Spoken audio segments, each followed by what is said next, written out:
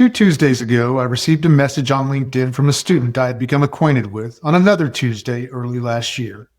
She was one of a few dozen students at a Toastmasters International meeting at the Kelley School of Business, and I was the featured guest, believe it or not.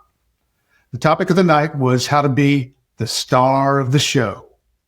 My talk was about how a presentation is never merely a slide deck. If it were, we could all save a bunch of time and effort gathering in person or on a video platform and just email the file to those who need to see it. Speeches are an opportunity for connection, human connection. Every other thing can only serve as the supporting cast. My bit that evening was a segment of what I teach in class, and because I love what I teach, my enthusiasm for the topic can be, well, a lot. But as is always the goal, I made an impression. A few students gathered to chat afterward, and one asked if she could come to my office hours to talk more. A few days later, we did meet. We talked about storytelling and connecting with audiences and how to plan and prepare for it. She thanked me for my time, and we both continued on with our separate college lives. Until her message 2 weeks ago. It read in part, quote, "Even though I never had the chance to take a class with you, I've always admired your enthusiasm and passion for teaching.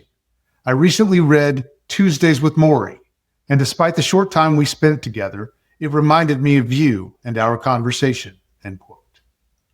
That classic, mega best-selling book was written by Mitch Albom in 1997, before all of my students were even born.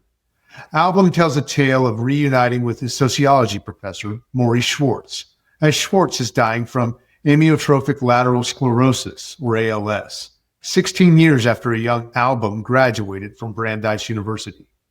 In the book, the two men meet on 14 Tuesdays during the end of Schwartz's life in 1995. He gives Albom a series of provocative and profound life lessons that his former student desperately needed.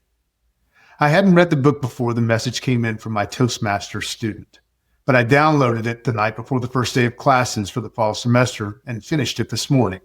Yes, Tuesday morning. Albom has been one of my favorite sports writers since I watched him on ESPN's The Sports Reporters back in the 90s. I knew about this book and others he's written, but back then I didn't read for pleasure often. What a shame that admission is. Oh, the time I wasted.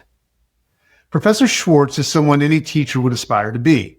His lessons on the cultures we choose are something that will stick with me forever. His broad wisdom alone would make him special, but the example he set by living compassionately changed countless lives of those he touched. So when a student tells me that he reminded her of me, well, that's about as high a compliment as a teacher will ever get. Next Tuesday, I'm meeting with Daniel, a different student who I know well. He took my speech class as a freshman and my writing class as a sophomore before spending half of last year studying abroad in Australia. Early in his sophomore year, he needed to miss class for an important meeting to further his investment banking aspirations. He surprisingly showed up in the classroom right as class was starting, so I stopped the lecture and asked him what he was doing there. He was in a suit with 2 neckties in his hands, looking like he needed help. "Which one?" he asked me. It was a gray suit, and he had a light-colored tie and a dark one. I told him, "The dark one." Then he just stood there, continuing to look at me like he had another question. I said, "Don't tell me you need me to tie it too." "Would you?" he asked. When I was done, he scurried out the door and off to his more important meeting. When I faced the class to pick up where I left off, they were aghast at what they just saw. But it didn't seem odd to me at all. I'm proud to be that professor. I don't know my Toastmasters student well like I know Daniel, but we are meeting next week at her request. I have no idea why she wants to meet, and I don't care.